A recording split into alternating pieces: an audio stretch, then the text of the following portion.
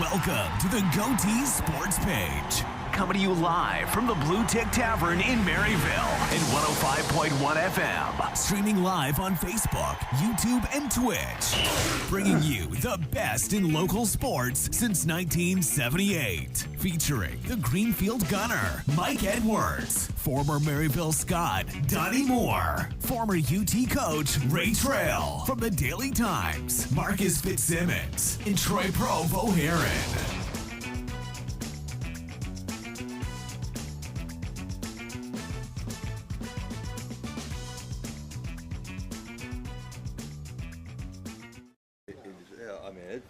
Hello, everybody, and greetings from the Blue Tick Tavern in downtown Maryville. I'm Mike Edwards, the Greenfield Gunner, along with Donnie Moore, Troy Provo Heron, Marcus Fitzsimmons, and Coach Ray Trail. And this is the Goatee Sports Page. The Tennessee Vols are headed to the Orange Bowl, and we're going to the Whistle Blows. And now let's set today's lineup card, sponsored by Blunt Partnership. It's the University of Tennessee Sports Report, sponsored by the Cherokee Group and the Klein Dental Arts SEC Notebook, with volunteer football coaching legend Ray Trail, Daily Times sports editor Troy Provo Heron, and veteran sports writer Marcus Fitzsimmons. Carson Newman, assistant football coach Tony Iruli, will join our panel. Today, we'll talk about the Vols journeying to the Orange Bowl, give out our SEC awards, and throw in a little UT basketball. Donnie Moore will announce high school scores from around the area and then mark it down with Marcus Fitzsimmons, sponsored by Mandy B. Street Realty. Features Alcoa Tornado Football as head coach Brian Nix will join Marcus. Daily Times sports editor Troy Provo Heron unveils the Anderson Lumber Company High School Player of the Week. Heritage High School basketball will be on the agenda. Donnie Moore and the panel discuss sports headlines from around the country before the Tennessee Smokies spotlight shines on the college football playoffs, today's Army-Navy game, and the Heisman Trophy. And finally, the panel gives their Shelter Insurance college football predictions. And now it's time for the UT Sports Report, sponsored by the Cherokee Group and the Klein Dental Arts SEC Notebooks, featuring former UT coach Ray Trail, Daily Times sports editor Troy Provo Heron, and veteran sports writer Marcus Fitzsimmons. Carson Newman, assistant football coach Tony Iruli, is back with us. Tennessee basketball, let's open up with that a little bit. After winning the tournament in the Bahamas, Rick Barnes' Tennessee Vols have reeled off 3 straight wins, all on their home court. They defeated McNeese State 76-40, Alcorn State 94-40, and Eastern Kentucky 84-49. Their record now stands at 8-1. They're ranked number 7 in the country.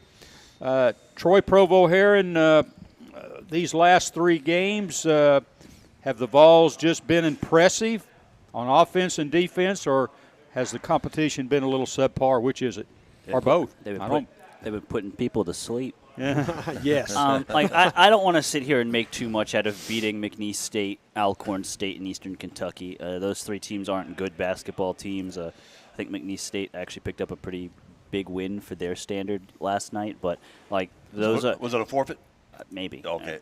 McNeese State is, according to Ken Palm, one of the 10 worst teams in the country. Alcorn State not too far ahead of them, and Eastern Kentucky not too far ahead of them. So Tennessee's defense has been immaculate, but that's also not saying much considering you don't have to guard those guys that they were playing. So, I think a good opportunity to figure some things out, obviously, with Josiah Jordan-James being hurt a little bit, Santiago Vescovi being hurt a little bit. 3 really good opportunities to figure out your new rotation, what that looks like with those guys sidelined for however long they're sidelined. Yeah. Do you think that Coach Barnes is settling in on that rotation, figuring in those guys that are hurt at this point in the season, or is he still trying to figure out the rotation at this point? Because it's not far away from opening SEC play. I think you kind of know what guys are going to play important minutes at this point and what guys aren't. You think Jemai Mashak's going to play a lot of minutes off the bench, guys like that. I think he's kind of settled into that at this point in the season. Yeah. Well, they're awful hard to deal with on their home court. Tennessee is. They've been very successful there, and they're going to be tested tomorrow. They play number 13 Maryland in Brooklyn. That game's at 4:30 on Fox Sports. So you can throw these previous 3 games in the bag. Maryland will be a tougher go, right, Tony? Yeah, it'll be a little bit different. And, going against these lighter opponents, it does get the second level type of players that Tennessee some work, and so that coach is able to kind of evaluate them and see, who's going to be able to play more minutes than someone else. And so they're all set, and they're ready to get into the heart of their schedule now. Yeah. Marcus Fitzsimmons, the Lady Vol basketball team, they pick up a couple of they picked up one win. They beat Chattanooga 69-39, but they lost to a ranked Virginia Tech team 59-56, and they've got Wright State tomorrow at 2:00 at home, and then they've got Central Florida next Wednesday, and then they head out to Stanford to play Stanford. And this is a basketball team, and really Kelly Harper, since she's been here, injuries have been a big part of her program, and now she's been hit with she's going to lose Tamara Key for the rest of the season, and of course Jordan Horston was out early, and boy, they're 5-5 on the year right now. Not really where they want to be at this particular point, but where are we at with them right now? Well, thank goodness for some of the cupcakes, really, because otherwise you're looking at an 0-8 or a 1-7 type deal right now. But yeah, you would think that at this point, somewhere they would need to be checking the the off-season conditioning program and what they're doing, because it has led to a lot of injuries the last few years. Yeah, I'm concerned about it, just looking at it, because they haven't had a season yet where they haven't lost at least one player, or sometimes 3 and 4 for the year. Yeah, and they've been key players. Even last year, we talked about some of the injuries, but there was one of the transfers that was supposed to be an outside threat that was hurt most of the year and hardly ever played outside of the first 2 or 3 games in November. Yeah. But see, I think you've got a real concern there on that side. But as for this season and where they are, it feels like she's got a very short window to restabilize what her lineup's going to be and who can get out there and who can't. Because I think she's going to have to go a lot farther down that bench than she intended at the beginning of the year.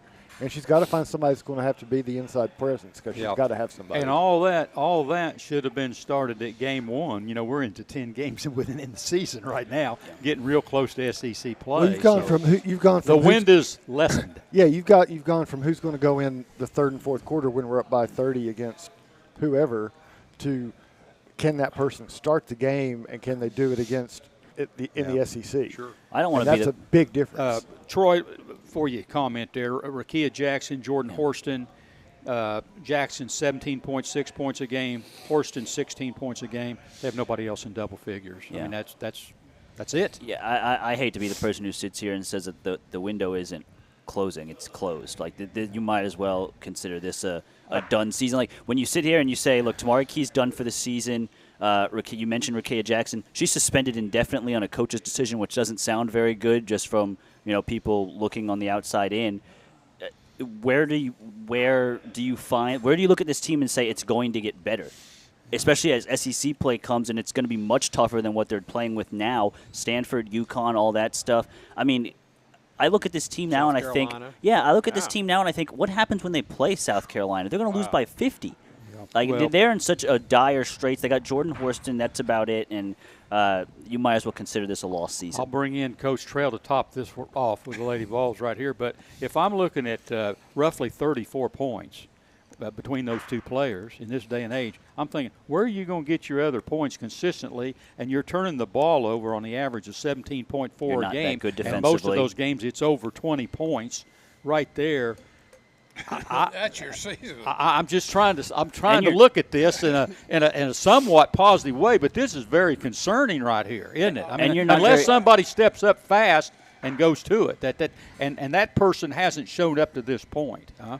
I tell you what, I think their conditioning going into this season was terrible. They absolutely, to me, looked like they were worn out the first 2 or 3 games. And that's when you get hurt.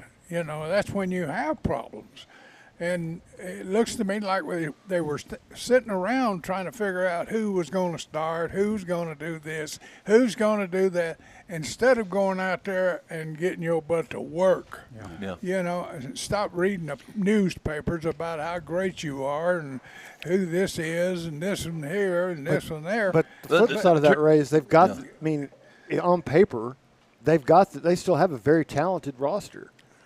But how Which I you think get is how the you problem. get how you get that talent out and how you get it on Yeah. the court. So my that's thing, different. Go ahead. my thing about that is, one, Mike, you mentioned turnovers, not being able to score. You're also not very good defensively now without Tamari Key and her ability to stop shots at the rim. Right, and two, rebounding is going to come into play yeah, too. and two, right now, with what just Marcus said, like, this isn't like a team that sits here and loses 2 players in Rakia Jackson and Tamari Key, and now all of a sudden you're looking around and saying, oh, there's no talent. It's still a talent. Like, it's still a very talented team with a lot of 5-star kids, a lot of kids who transferred in who were highly touted, and that's why you sit here and you say they're 5-5.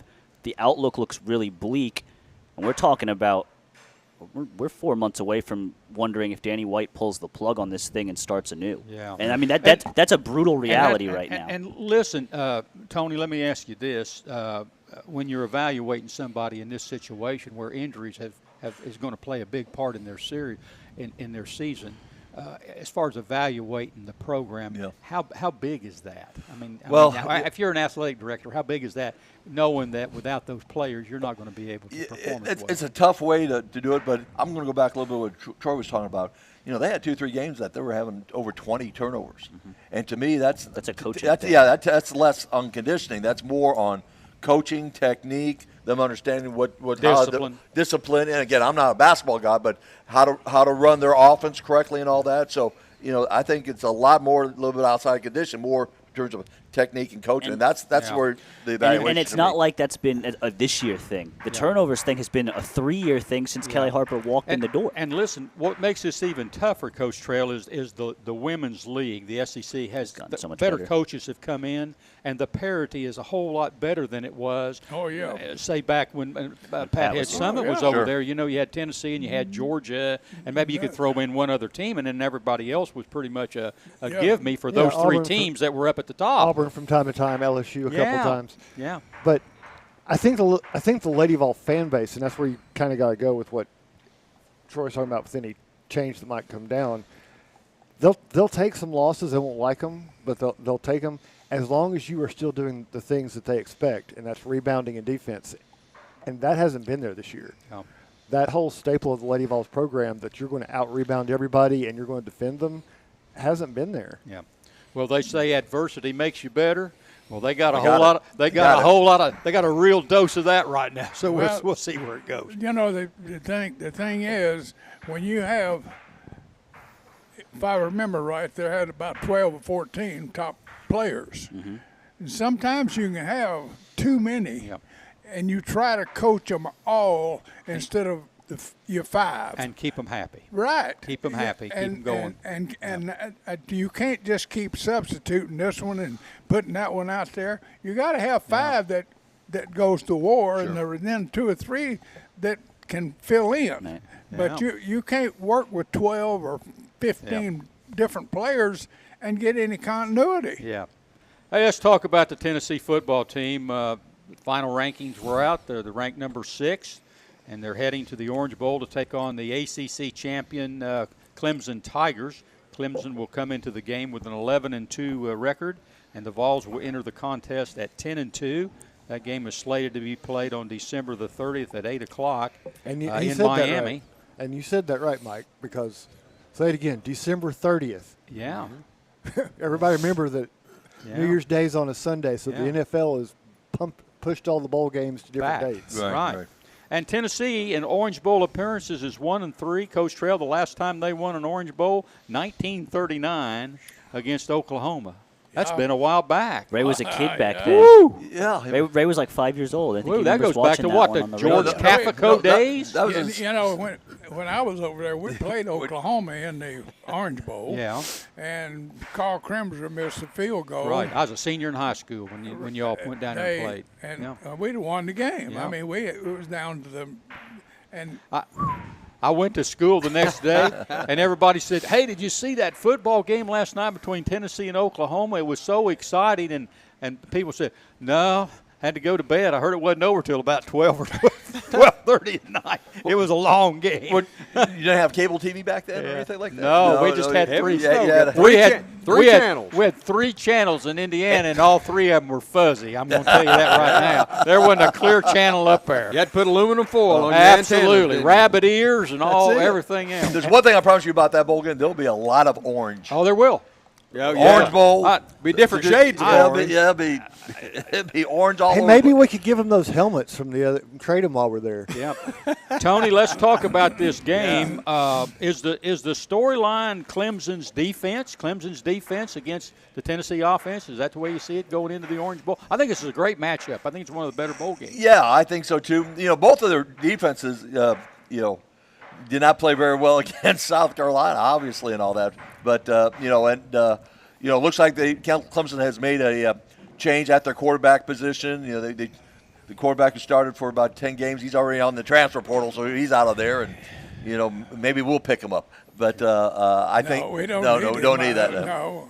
But it's going to be a good game. I think it'll be a very hype type of game. You've got two coaches that are well liked by a lot of people in the industry, so it's going to be a good ball game. Yeah. But what do you do in that situation, Tony? Because they have no tape on this guy. Clemson's got a quarterback. They've got very little game film to know what they're going to run with him. Yeah. Right. Yeah. I mean, he's a freshman. Freshman is, it's going to be a lot unknown. I think you got to play a lot of stuff that are going to be real basic. You just don't have very much game film on that kid. But I tell you what we got to do is, with Hooker gone, Run the football. We're going to have to do something to control the game. Yeah. Or if we go out there and throw it 3 times, kick them back to them, we're going to be in trouble. Yeah. We've got to find something or somebody that can run the ball a little bit and give us some versatility in our offense. Sure. That backup quarterback you're talking about, Cade Klubnik, that they put in, got 39 points against North Carolina. I know that's not a big feat because North Carolina's been giving up a lot of points all year long. But still, he has won that job, and he's beat the guy out that was the regular. And that guy has said, see you later. I'm not going to the Orange Bowl. I'm entering the transfer portal, Troy. Yep. And he's given them a breath of fresh air in there at offense because it was very stale and stagnant with the previous coach. I'll tell you what, that guy looks really good, that quarterback at Clemson. And he was a number 1 pick. He was a top pick quarterback. Right. And I'll tell you what, he looked good in that ball game. Yeah, against North Carolina. He was very confident and threw the ball great. I mean, really good. And I have trouble with names, but DJ Ugalele. That sounds about right. That's close. We just call him DJ QB. DJ, I prefer just calling him DJ.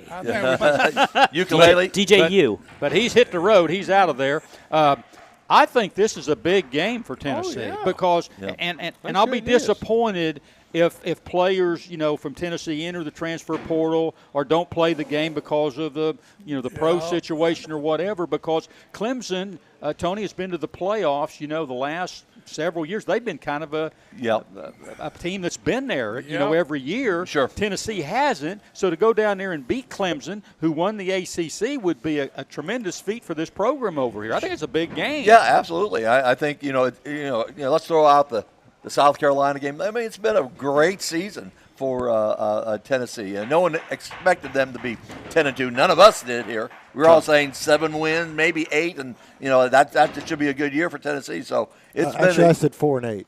You said 4-8. I'm gonna give you credit. You said 5-7. I was fudging then too. Yeah. So I think it's been a memorable season, and and them going against Clemson and having an opportunity to beat Clemson would just really cap off an outstanding season for the Vols. Well, it would be if our quarterback hadn't got hurt. I would feel a whole lot better.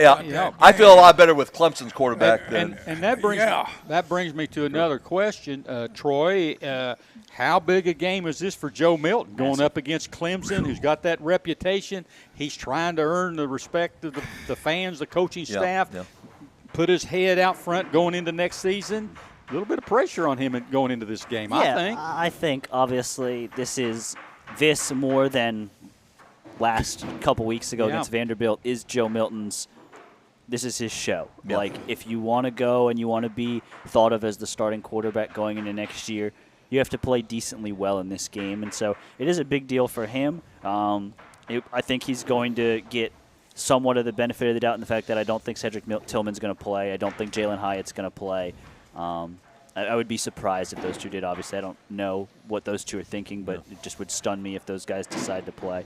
And so, he's going to have to work with some guys that are, Ramel Keaton and some other guys, and then we'll see how it goes. But this is a big game for Joe Milton, no doubt about it. It's also the chance for those receivers that Milton's been working with on the second line, who are more than likely, from what we're assuming, they're going to be stepping into the roles that are going to be left open by receivers who may not be playing. So it may work out well for him as an audition, but it could also work out bad for him as an audition. Yeah. Coach Trail Alex Golish, the offensive coordinator at Tennessee, has taken another job. He's going to South Florida.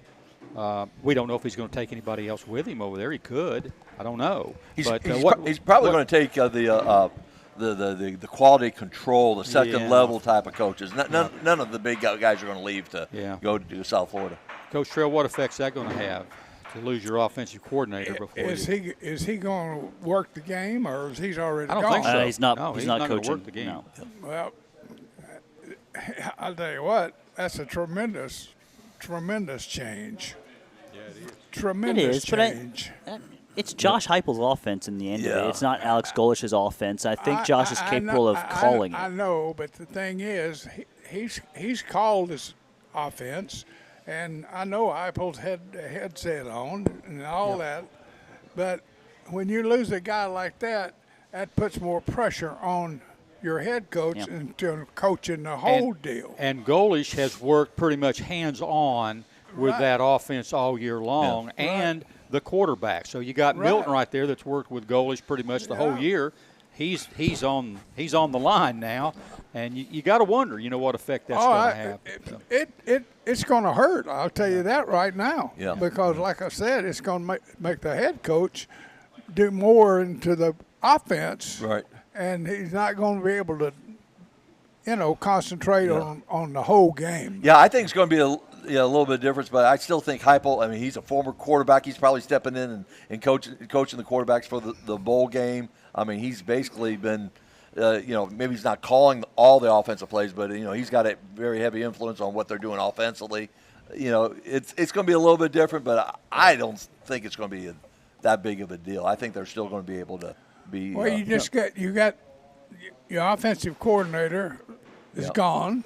Your quarterback is gone. It's going to be a heck of a change. Your top two receivers probably not playing. Your top two receivers probably not playing. Yeah. I tell you what,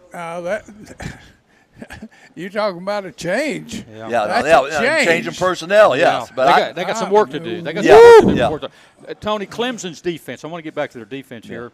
It ranks fourth nationally. Yeah, their defense ranks fourth. They've had 40 sacks. They're fourth nationally in sacks.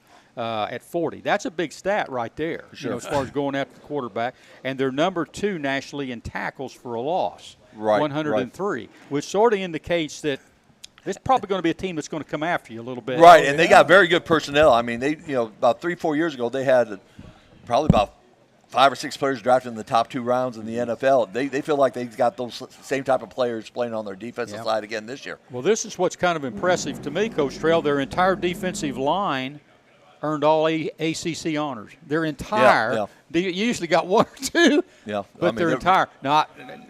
Granted, the league, I think, is generally not as well respected around the country as most other conferences. Not respected.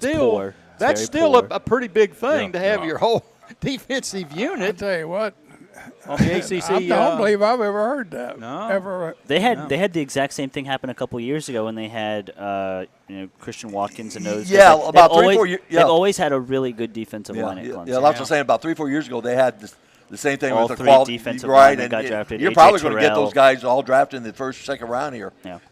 There are some similarities between this team and Tennessee. Clemson lost to Notre Dame on the road, and Tennessee lost to Georgia on the road. I know Georgia had the higher ranking, and then both of those teams lost to South Carolina. Yeah. And South Carolina, boy, what a spoiler! They knocked Tennessee out of the playoffs, and they knocked Clemson out of the playoffs. Because you'd like to think if they went on the way things kind of panned out and won the ACC, they may have been the team that would have been picked over Ohio State. We don't know. Very, very good possibility. And I tell you, those last 2 games that South Carolina won, Coach Satterfield from here back. He's originally from Greenback. Yeah. Yeah, he was on his way out at South Carolina because they had 4 performances. Them beating Clemson and beating Tennessee. Now he's the new offensive coordinator up in Nebraska, which I don't know if that's a good thing, but it saved his career. It really did. Yeah. Hey, Troy, Jalen Hyatt, Biletnikoff winner last week. Yep. Big honor. I think that's the first time a Tennessee player has won that award. Tennessee wide receiver. I'm going to give him all the credit in the world, but the guy threw him to the football had a little bit to do that too, didn't he? Yeah. Hooker. I mean, for sure, the offense definitely had a lot of it. I think I saw a lot of things saying, well, I don't know why the narrative was that Marvin Harrison Jr. for Ohio State should win the award, and a lot of people saying, well, Jalen Hyatt was wide open on a lot of his catches. Well, that means that he did his job, didn't he? Like that's the whole goal of being a receiver is to get open and tied for the league and the nation lead in touchdowns and 1,200 yards and all that stuff. Like to me, it should have been a foregone conclusion he was going to win it, and I'm glad he did because he had one heck of a season. And I know Alabama saw that news and had nightmares. They didn't like that. And he did have some drops in the South Carolina game. That could have hurt him a little bit, but normally he made those catches. But he had a tough time with a couple of receptions in that particular game. But congratulations to him. Had other things on the agenda this morning, but I'm going to shove them aside because the big news out of the state is that NIL players Tennessee high school players, athletes can now sign off on NIL deals, make themselves a little bit of money. Coach Trails, and I'm thinking about back, and I'm thinking, golly, these guys are going to make money, and all they got to do maybe do a commercial and talk and so forth. Our NIL deals back in the day was mowing grass for $1.50 and 1 cent baling hay, and you lived on a farm. You know how those deals worked on the farm down in Arkansas. Yeah. The hard work never evened out with the pay. No. And now here these guys, all you got to do is talk a little bit, and by golly, for the most part, I think go to the bank. I think this is a phase. How do you feel about that? This is a phase going through, and the people are going to figure out that,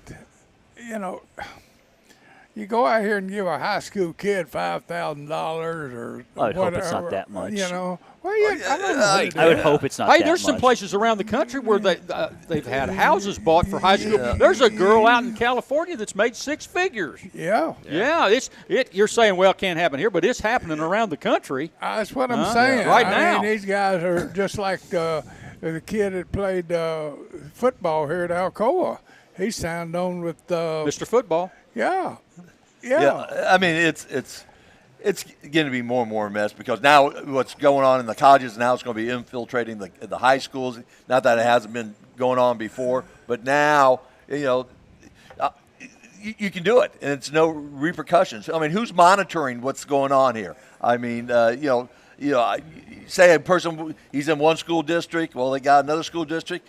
Hey, come on over our place. We'll get you an NIL deal. We'll get you all squared away. I can see it now. Here's a kid. Mom and Dad needs a car. We'll take care of him. Here's a kid in the commercial. second grade, and his dad was an All-American, in a Southeastern Conference school. His grandfather was an All-American, Southeastern Conference school. So the second grader, just getting started, they go out and say, we better get him signed up right now. He's got pretty good stock. Got good blood there.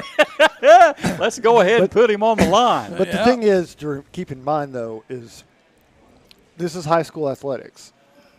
So when California opened the door, because they were the state that put this in place first, once that happened, it figures everybody's got to do it because if you don't, the argument is you're putting yourself at a disadvantage. But at the other hand, if the exposure is these high school associations have never had it as bad as the NCAA is. They've never even had the investigative powers or the authority that the NCAA has. They don't have an arm to go investigate recruiting violations. Hey, that TSSAA in this state, they don't want anything to do with it. They're saying you can go out and do this deal, but you can't use your school uniform. You can't be in that, and you can't use the TSSAA name. You can't make any reference there. They're saying, hey, we don't want nothing to do with it, but you can do it. Yeah. Well, they're passing the buck that off. shows me they don't. I don't know how much they're for this at all. They're putting it in place to allow it, but not put themselves in a position to get tagged with it if something goes wrong. Yeah. The questioning part will be is what are they going to make the kids do? Are they going to make them file paperwork that says, yes, I'm taking money from so-and-so, so that they have it on file? But outside of that, they really didn't have a choice. I'd hate to be the TSSAA when they have to hand down a penalty and take away a kid's eligibility for a whole year because he didn't follow the regulations that are pretty unclear right now. We'll see how all that plays out. Anyway, we got Brian Nix, the head coach, in here from Alcoa there this morning, so hopefully somebody will ask him his questions on that and we can get into it a little further. You guys stole my thunder in the head. I was going to say, you can go back to it. There's plenty on it. Hey, it's time to turn the page. Next up is the local scoreboard with Goatee Sports Page veteran Donnie Moore and Mark It Down featuring Marcus Fitzsimmons. You're listening to the Goatee Sports Page, and now stay tuned for the best in local sports. Make the big play with MVP Money Tools from Knoxville TVA Employees Credit Union. With KTVA ECUs, contactless debit card, direct deposits that hit up to 2 days early, credit cards that earn cashback reward points, and loans with competitive rates. Add all 4 MVP Money Tools to build your financial roster. It's everything you need to win financially. Join us now. Federally insured by NCUA. Equal Opportunity Housing Lender. Restrictions may apply. Call for details. 800-467-5427. Since 1925, Anderson Lumber in Alcoa has proudly served and supported our local communities. But did you know Anderson Lumber is so much more than a lumber store? You can stop in anytime and see our incredible kitchen showroom. From floors to cabinets and everything in between, Anderson Lumber's experts can help you design your dream kitchen. And then our install team will make it a reality. Wow. For anything home, we welcome you to visit Anderson Lumber in Alcoa or shop over 67,000 items online at AndersonLumberCompany.com. Anderson Lumber, since 1925. Aubrey's is known for real comfort, real food, real good. But remember, Aubrey's is also really into Blount County. Aubrey's Maryville has been a strong supporter of local schools and sports programs for more than 15 years. From baseball to football, dance teams, and marching bands, Aubrey's has helped schools and youth programs generate thousands of dollars. It's easy for us to do because it's the right thing to do.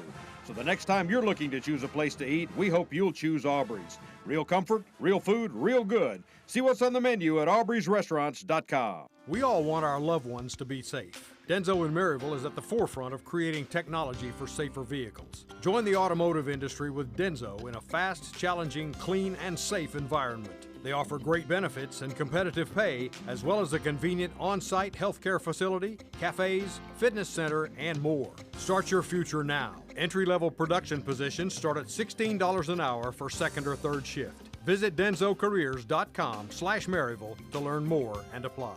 Merlin's Music World in Maryville is owned and operated by Dylan Davis and has been a fixture in Maryville since 1987.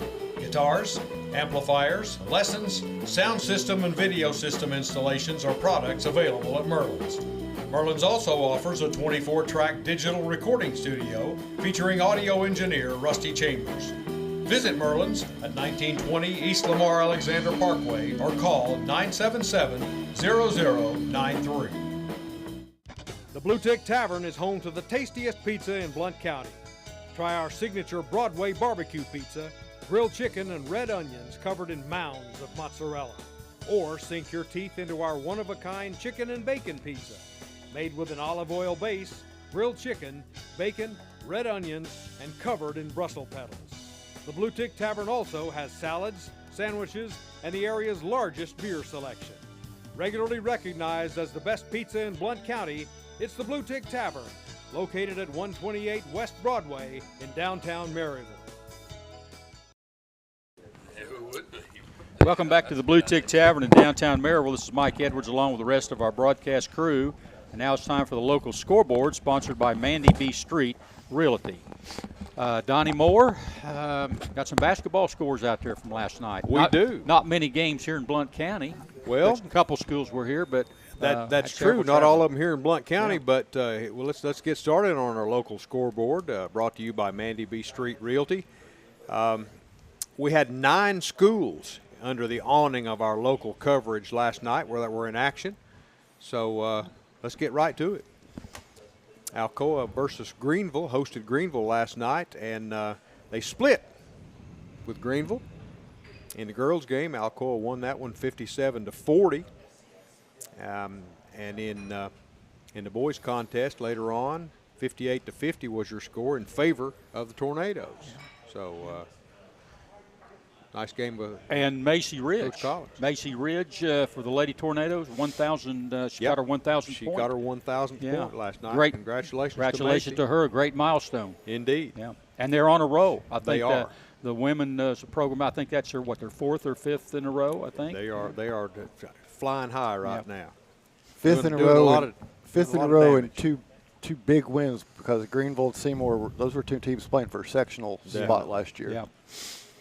Yeah. Clayton Bradley Academy hosted Maryville Christian School last night, and only a boys contest there, 69-37 in favor of Maryville Christian School. Moving on to Greenback traveling to Rockwood last night, and Greenback dropped a doubleheader over there at Rockwood, 31-28, a close contest in favor of Rockwood, and 61-59, just a 2-pointer as well in favor of Rockwood there. So Greenback lost a couple of very close contests over there at Rockwood last night. Heritage versus Seymour. Marcus? You know where my loyalties lie on this one. But I know you're an Eagle at heart. Let me say I know what the results are, but that I think Greg Hernandez is doing a great job with the Lady Eagles, and I think Mark Mobley is doing a great job with the guys. We do too. Let me give you the scores right there. 61-44 in favor of the Lady Mountaineers in the girls contest, and 68-46 in favor of Heritage in the boys contest. And Heritage Lady Mountaineers last night, I mean, we had Coach Howard in here last week. We did. And he kind of alluded to how they were kind of coming together in some aspects of the game. And one of those pieces that we didn't really talk about last week clicked, and their outside game was phenomenal last night. They just shot the lights out from beyond the three-point line. When they can hit it from the outside, they're tough to beat. Maryville traveled to Chattanooga Baylor last night and played a boys contest. Didn't have a girls score. Don't think they played. But 54-42, Maryville took a loss last night, and long road back for Maryville. Kings Academy went to Knoxville First Baptist School last night and took a win over there at Knoxville First Baptist to Academy, 67-30. Had a good night over there. So congratulations to Kings Academy. William Blount High School went to McMinn County last night and played a doubleheader over there. 51-39 was a loss for William Blount in the girls contest, but the boys keep rolling right along. They're 9-0, 79-68 in the boys contest. The Govs are 9-0, ranked number 1 in Class 4A in the state, and ranked number 3 regardless of classification. So Govs are hot right now.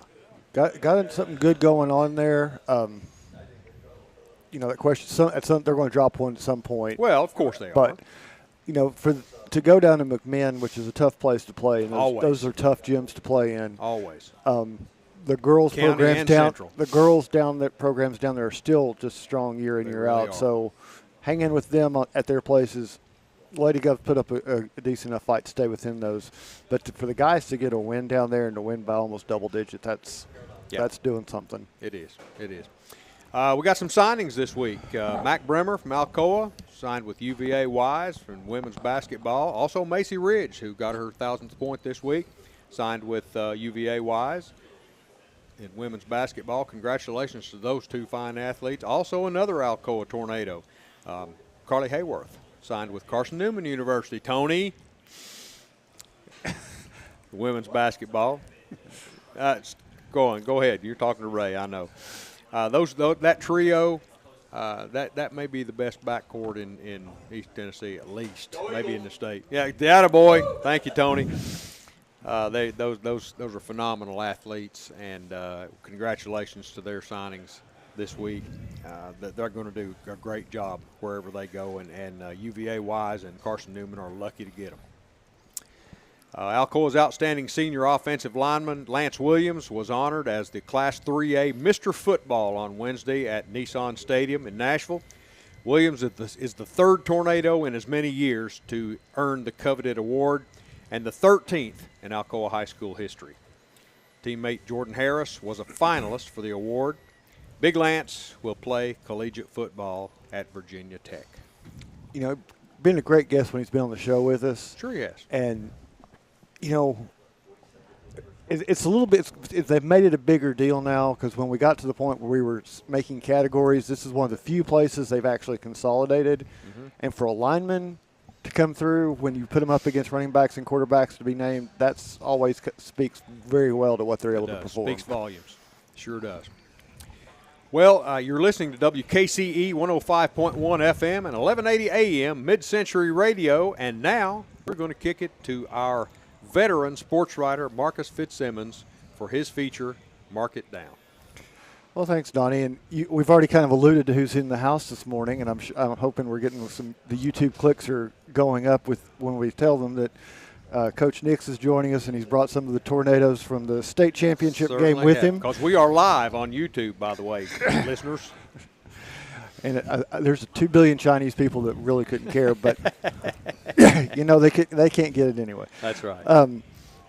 Coach, let me start off with you and just say congratulations on the win, and start off with just kind of introducing these guys and give them a point-out shout-out. And what did they mean for y'all this year? So with us this morning is Elijah Cannon. Elijah plays tailback, H-back, receiver, outside linebacker, inside linebacker, does a ton for our team. And he's a trigger man on a lot of our trick plays. Yeah. He's on our punt team, kickoff team, punt return. I mean, there's not much that we don't ask him to do. And just really a guy who's stepped up as a ball carrier as the season went on. And I don't know how he didn't score in the state game, because every time I turned around it was like he was breaking tackles, and really impressive watching the film on how many yards after contact he got and really turned into a very physical runner. Just does a whole lot for us. And then Luke Cannon is with us. So Luke wasn't even on our team last year. It's Elijah's brother, but we recruited him from the basketball team. And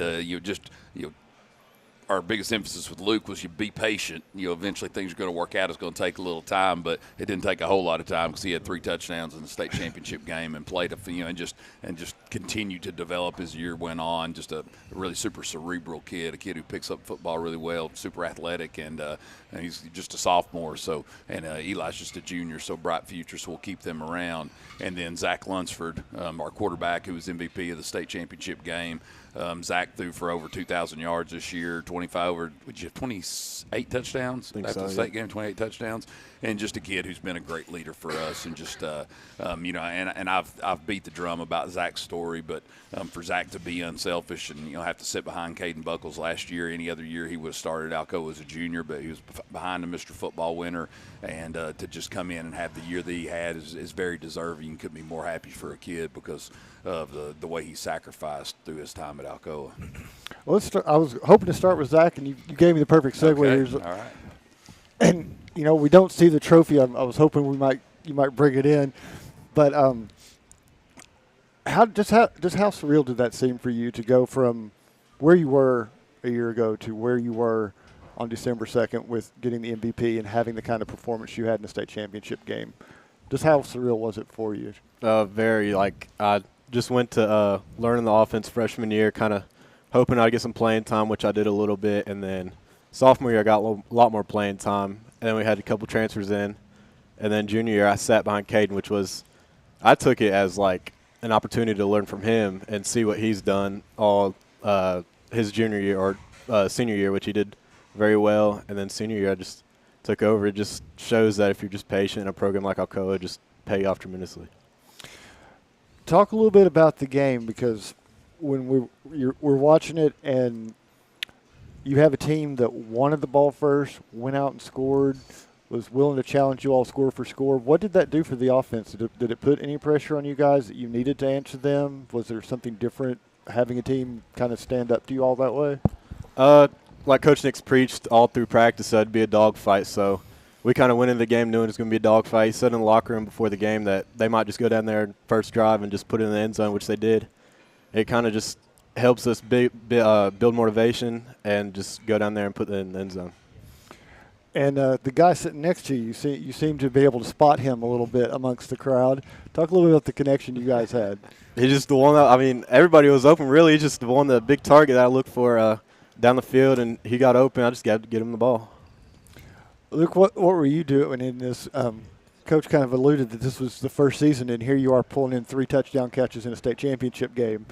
What was happening down there as far as coverage that you were getting open?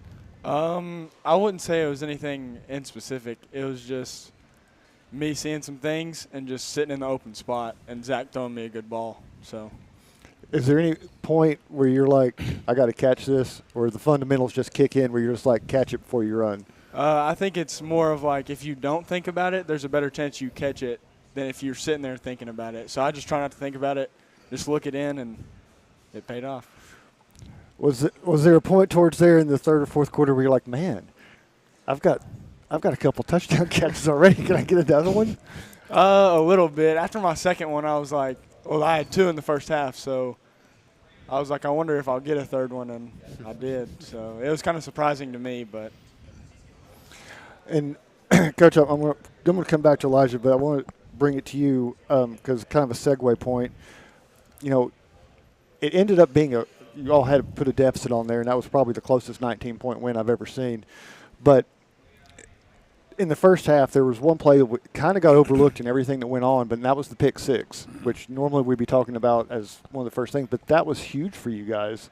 Talk a little about how that changed the dynamic of where you were in that situation. It gave us some breathing room and gave us some energy right there. You know, it was a situation where, you know, I told these guys this was a well-coached team. It's a team that had played a tough schedule. They had been on the road the entire playoffs, and they had played us before. You know, sometimes when you play a team that's never played us before, the physicality of these guys, the speed that we play, shocks them a little bit. But these guys had been there last year. They had played against us, and then they weren't going to be intimidated by the moment or by the team. And that's why I told them. I said they may, you know, it's going to take us a minute to adjust to the speed that we're going to have to play at because it was an extremely big and athletic team who was well coached. So that pick 6 was, you know, I don't know that we ever gave up the lead after that. I think there was twice that they took it where they could have tied it and we blocked PATs, which was a point of emphasis for us this year.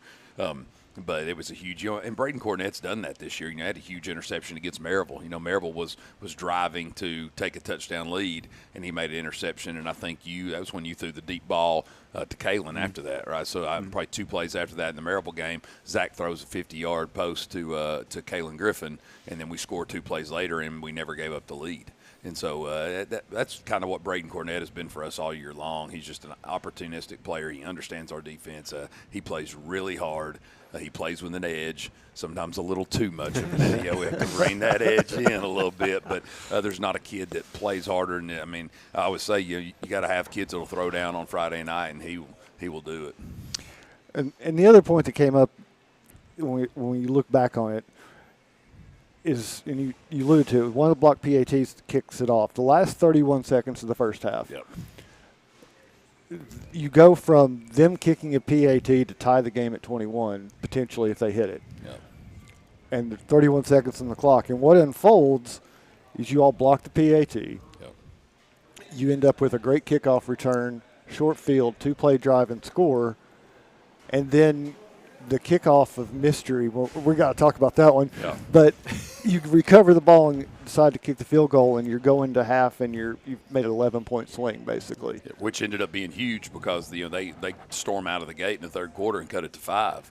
And had we not had that cushion, it could have been a whole. That's what I said to the guys after that whole interchange. And I said, look, that was the worst possible 5 minutes of football I've ever seen. I was like, let's just take a deep breath. We're still up 5 points. But without that interact, you know, and we talk to our kids. You know, we start practice. We call it team move the field. And we're lining up. We're calling plays. We're fastballing things. We're having to get lined up on defense. We'll run a special team out there. You know, we want them to always be ready for situation because that's when it becomes critical, right? You think, all right, they're just going to kick it off. We're probably going to knee it. I mean, really, we blocked the PAT. We're up 1. We're in a good game. We're probably going to need it and go in the half. We get the ball coming out of the half. We get a great position. And David Sweetland was like, hey, I'm going to throw a screen to Jordan, see what happens. Well, Jordan Harris does what he does and takes that down to 10. And the next play, and he's like, we got time for 2 plays, and we'll kick a field goal. And then Luke like he said, he sits it down and he finds a hole. You know, we run a little switch route and he finds a hole in man coverage, sits it down. Zach tosses it to him, and then we're pop-up kicking because the last thing you want, now we got a little momentum. The last thing you want is to kick it to 6 or 3 right before the half, and those dudes bring it back. So we said, hey, let's just pop it up. We'll cover it and go into the half with the lead. And it was just that crap. I mean, the kid is going to catch it off a hop, which is totally acceptable on a kickoff. And man, that thing just took a crazy. You watch it on film, it just took a crazy bounce. Man, I don't know if Copy learned that from Spain. You know, our kicker's a Spanish exchange student, never kicked a football before August in his life. And it's a soccer player, and our kicking coach got him to come out, and he says, man, I think this kid can really kick it. And I'm like, okay, and he lines up, and the first one he kicks it down to the 1, and I was like, okay, yep, we get him a jersey, and I mean, he just had an unbelievable year, and just that ball took a funky spin, and we jump on it, and we had all through the playoffs, we'd line up in pre-practice and we'd kick 2 15 and 2 20-yard field goals from each half because I wanted to know our probability of, like, all right, we get 4th and 5, do we go for it? And I said, these are the kicks that are going to be big. Like, if in a championship situation from 20 in, you got to be able to consistently hit it. And we would yell and scream and have block guys, and here we were right on the right hash, about a 20-yard field goal. And I said, we have kicked more 20-yard field goals. Let's just line up and hit this thing. And Bubba Jeffries goes, ain't that the dang truth? But he didn't say dang, So that was it was really cool to see all the little, because that's what we hope we do. These guys are great players, and they play their butts off for us. We hope that we can give them a tactical advantage in a situation, and we can do some little things as coaches to put them where they just don't have to rely on their ability to win it. I think that's our job as coaches. Well, I'm hoping you have that kickoff, whatever tactic was used there, whatever fundamental was used to put that kind of spin on a ball, you'll need to keep that. Yeah, we put that one in the back burner. Yeah, for sure. I have never seen a ball take that kind of a bounce off. It was like some masse or something, like a pull shark, baby. The only thing I can think of, it was like watching some of these PGA guys putting like backspin on the green because it just hit and then it just went straight up in the air. Yeah.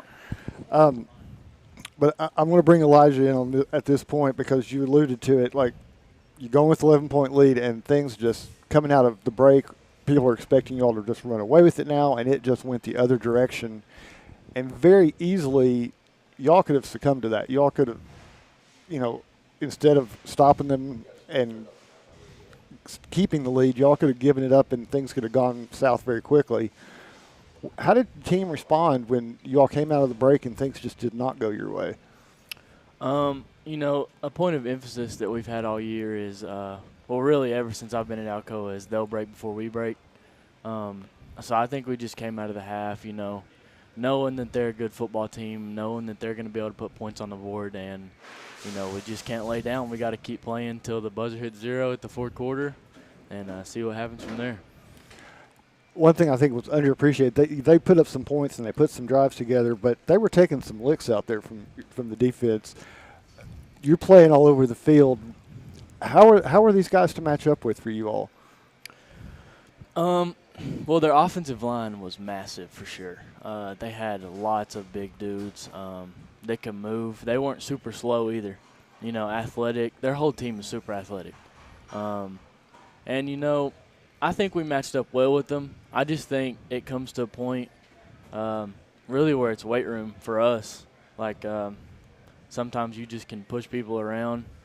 And we usually do it all year. I mean, you see the teams we play, you see the scores all year. And, I think coming down to the state game, playing East Nashville, they're really the best team that has matched up with us all year.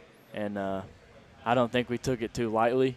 I thought we did a pretty good job matching up with them. And let's say the post game, but what was it like when the buzzer finally went off for this one? Because you all had to earn this state championship. Yeah, and it was, 14-1 is with the schedule you all had. That was capping a big season for you guys. I think to me it felt a little bit better because, I've contributed my freshman year, my sophomore year, but this year, with Jordan being down a little bit with his ankle, I think it put a little bit more responsibility on me through the offense and kind of moving the ball. And I also enjoy it for the seniors because this year I think it's the closest I've been with some of the seniors. Just like personal relationships outside of football, just friendships, and it meant a lot to me. And you got to understand, this kid went out at halftime at the Giles game with bruised ribs. I mean, he was not, we had to really watch him at practice during the week. And with Jordan with a sprung ankle, we didn't know if Jordan Harris was going to even play. He was in a boot, didn't practice all week long. We tried to keep that under wraps as much as we could, but no one talked about that Elijah played injured and took, I don't know how many carries you had, but ran probably his most physical game as a running back with bruised ribs and really probably every carry, playing through some pain. And so, I really appreciate the sacrifice on his part because it would have been, without him in that game, with Jordan being dinged, we would have been in trouble. And we really would have. So, well, let me go into that post game a little bit.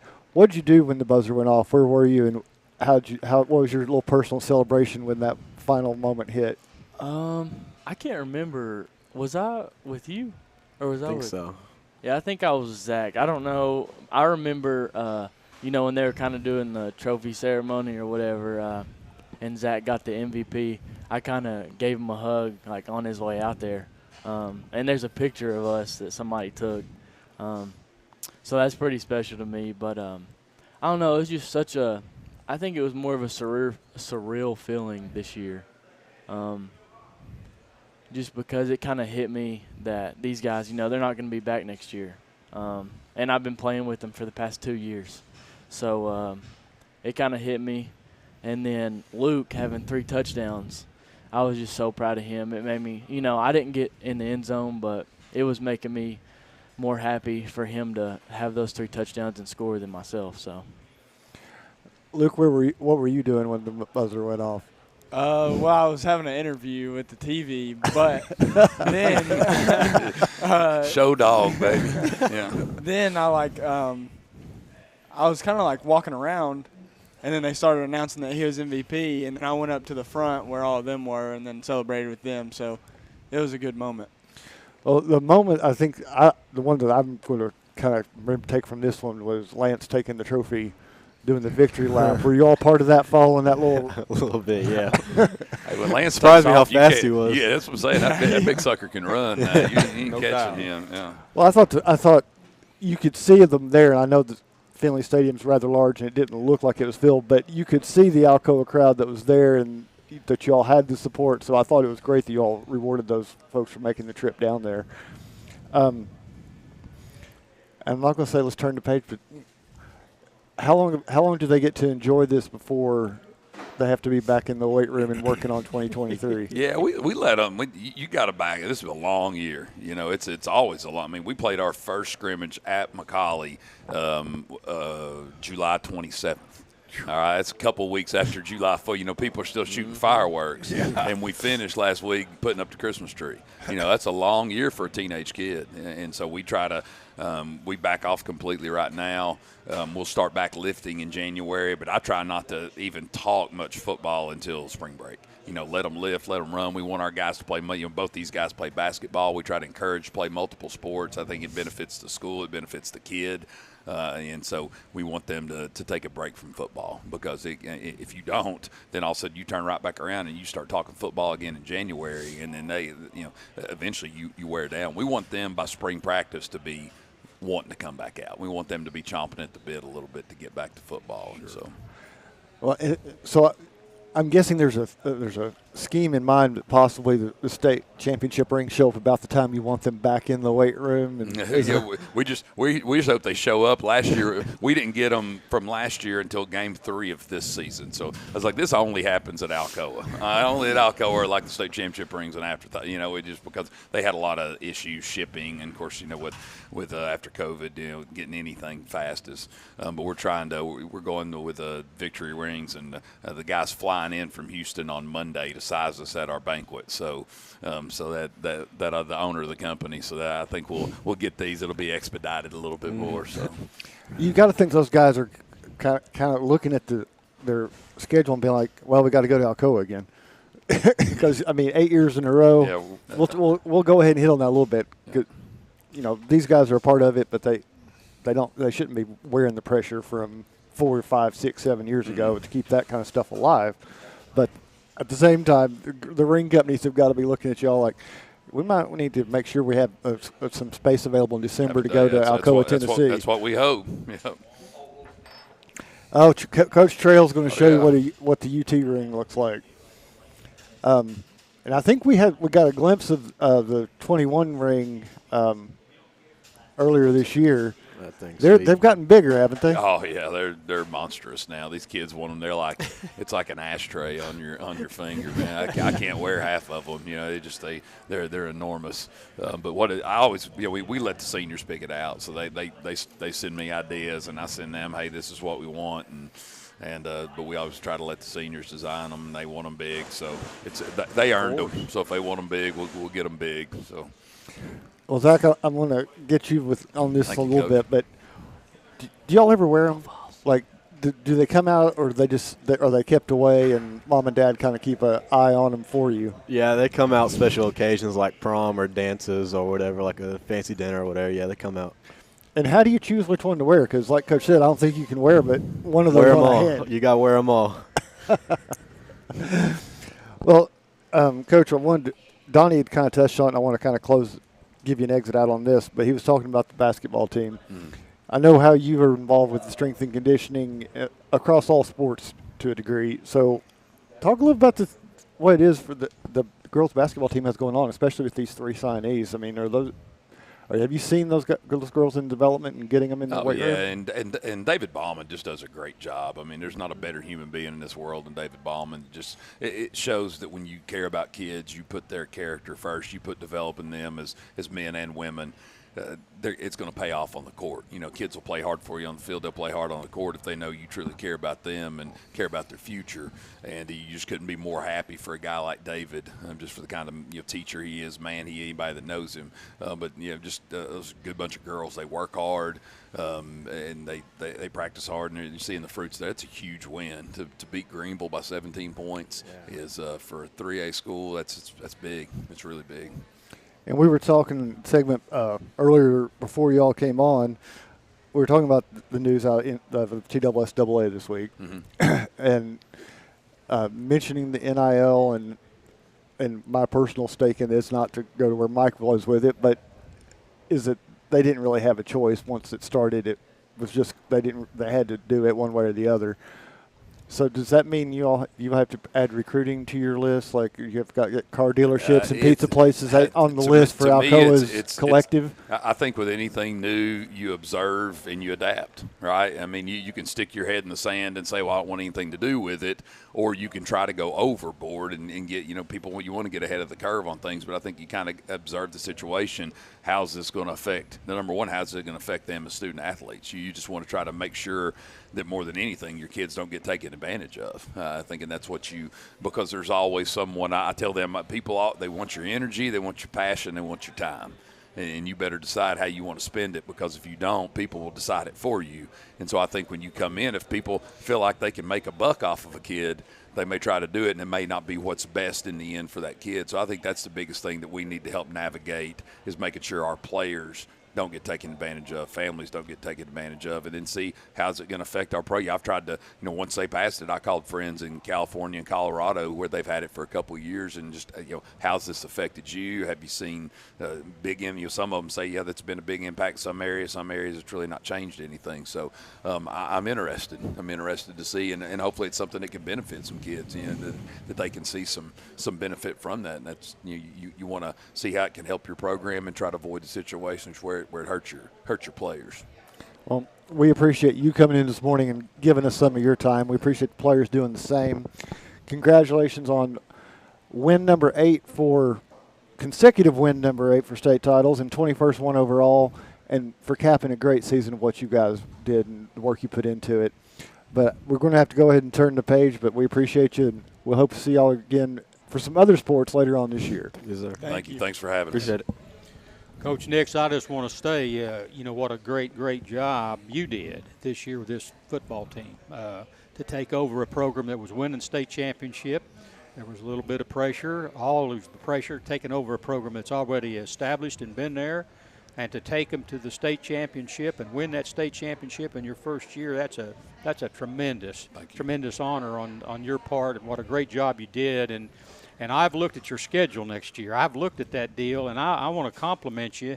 In your league, I don't think a lot of people realize this, but you have your league, and your league gives you about I think what the TSSAA scheduled you.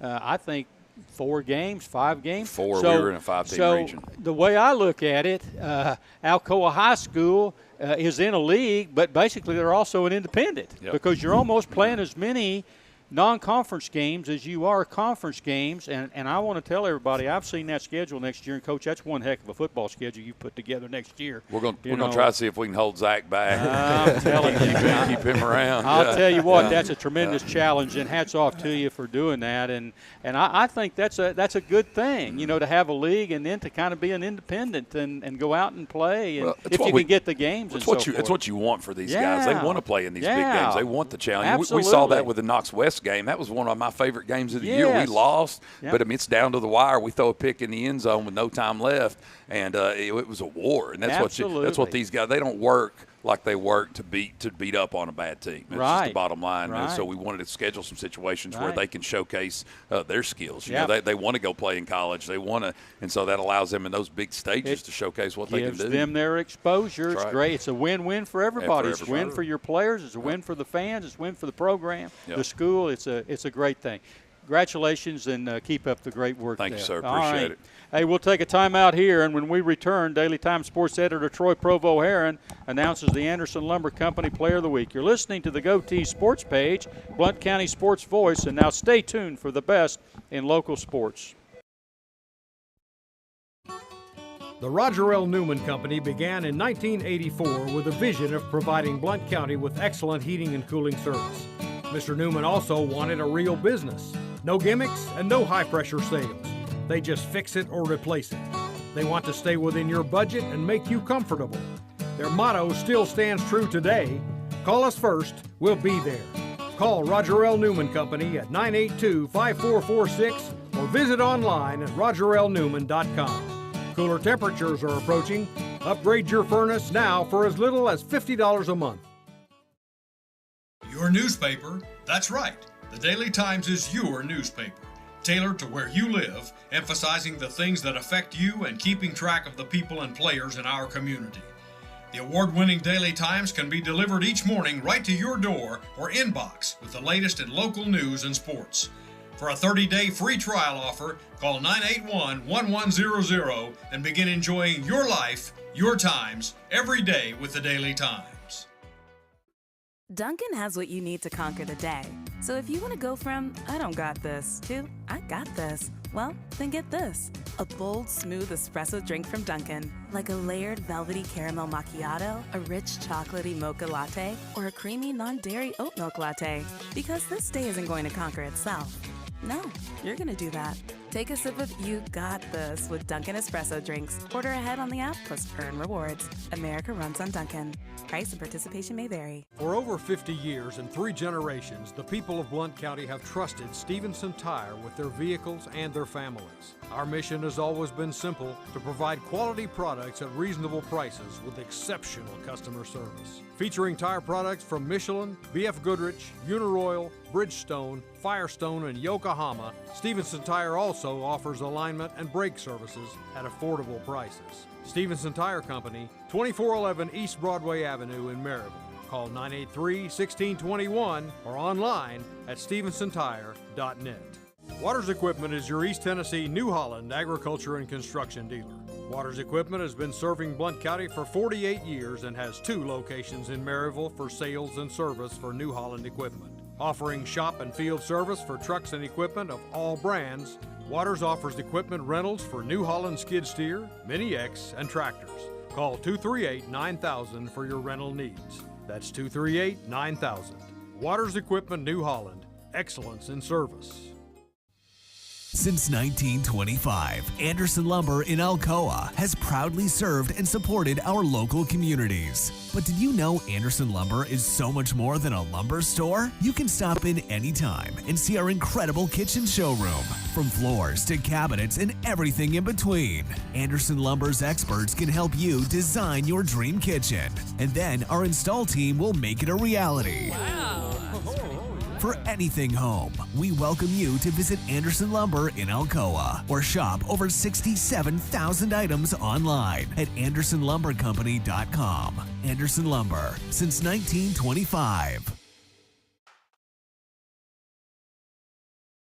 The Blue Tick Tavern in downtown Maryville. This is Mike Edwards, and it's time for the Anderson Lumber Company Player of the Week segment featuring Daily Times sports editor Troy Provo here. And Troy, last week we had the Heritage Mountaineer girls in here. We got the boys in here this morning, and then they're making some noise, huh? They are. There. A perfect 3-0 week this week, coming off of a not so accustomed to, didn't grow up playing. Just kind of what has that been like? It's just been like it's a learning experience, just getting into new things and just keep playing how we're playing right now. Just when you guys look at this district, and I think when I look at this district, it seems, Grant, and maybe you can correct me if you think differently, but it feels like it's more open this year than it's been. It doesn't feel like Bearden's going to run away with it or Farragut's going to run away with it like they did a year ago. It kind of feels like it's anybody's title to win. Just kind of what level of confidence does that give y'all heading into district play, knowing that it does feel like at any given chance at the end of the season, somebody could be holding that district championship? I will say this is probably still one of the toughest districts in Tennessee, but all the teams being open, it really does give us a big boost of confidence. What, Eli, just kind of looking at it, just kind of what do you think about the district as y'all kind of get ready for it? Like Grant says, it's one of the hardest districts probably in this state. Yeah, we just gotta come out. As I said again, we gotta play as we're playing and keep going through district play as it's gonna be every night. We gotta bring energy. It's gonna be tough. Obviously, these 3 wins come off the heels of that loss to William Blount to open district play. What was the biggest lessons y'all learned in that game? Probably that we gotta stay in it. We just, we had that game at 5, I think, at halftime, or 6, and it just ran away from us. They started hitting shots. We never retaliated. We just gotta keep pushing through those moments where people are hitting shots. We gotta handle that adversity. Grant. You got to stay positive.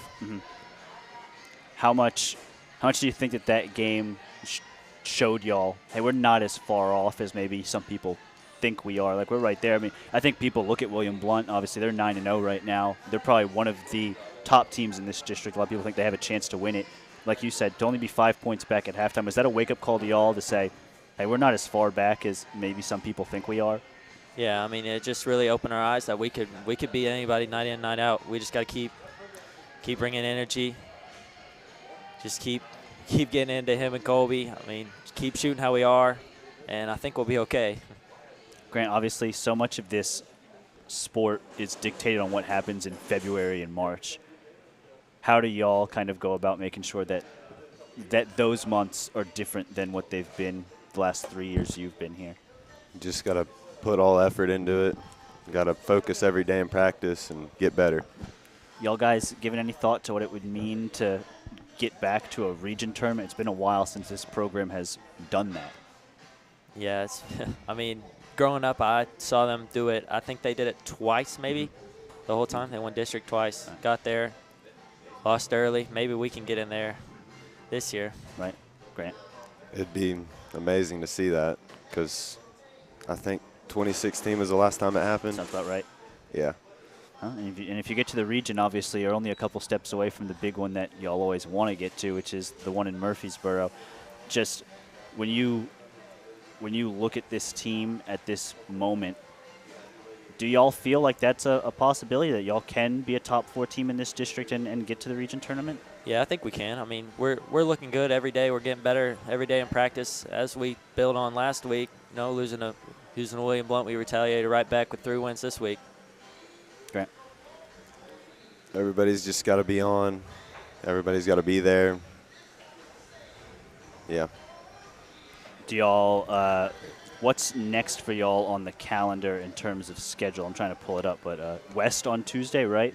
Big matchup. I think that's a region opponent, right? You guys would play them in the region tournament. Are they 4A? I don't, off the top of my head, I can't remember. I should know this. It's my job, but that's a tough challenge. That's a good team. Just kind of what do y'all need to do to kind of be able to keep this winning streak going?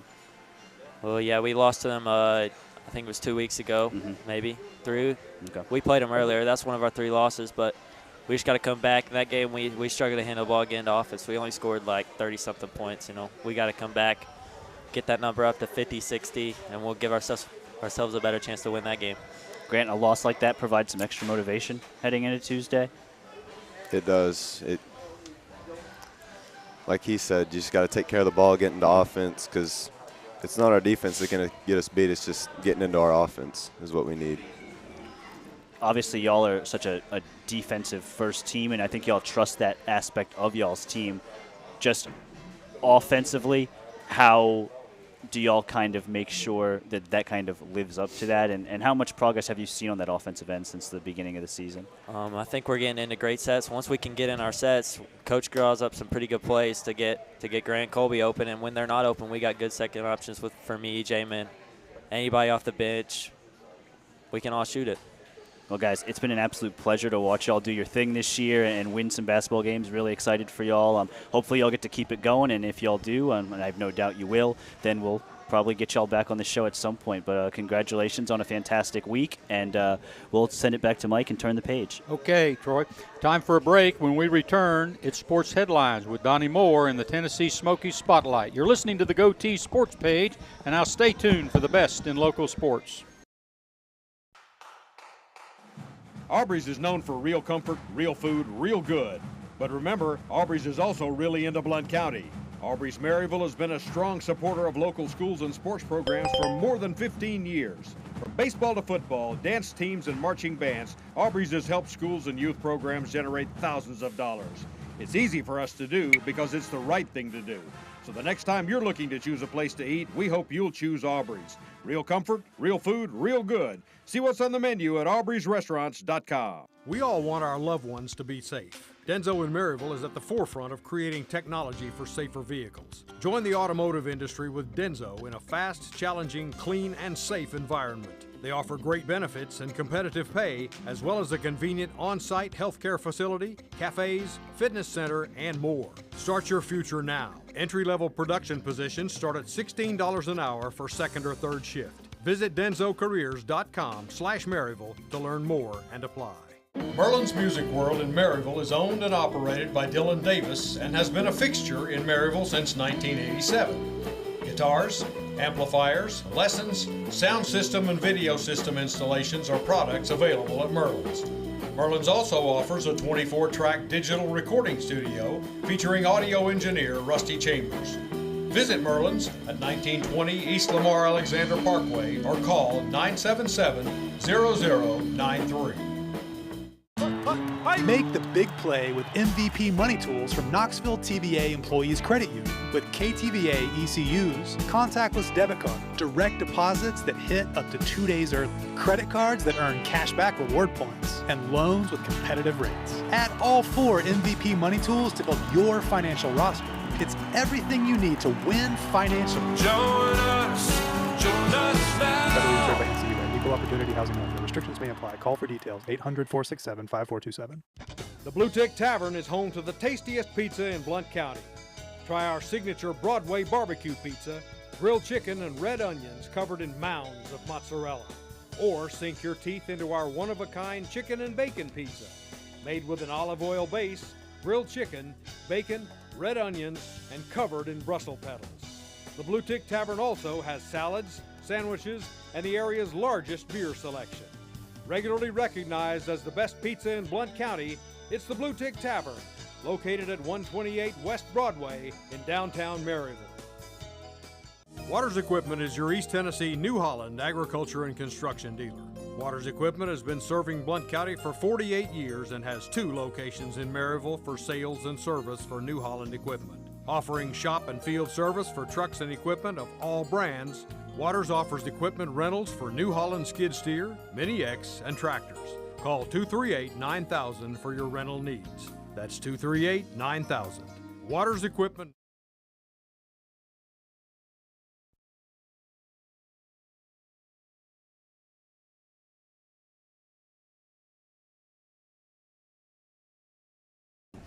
Donnie Moore, you got a few, don't you? I got a few, yeah. We searched the headlines and came up with some choice selections for you today.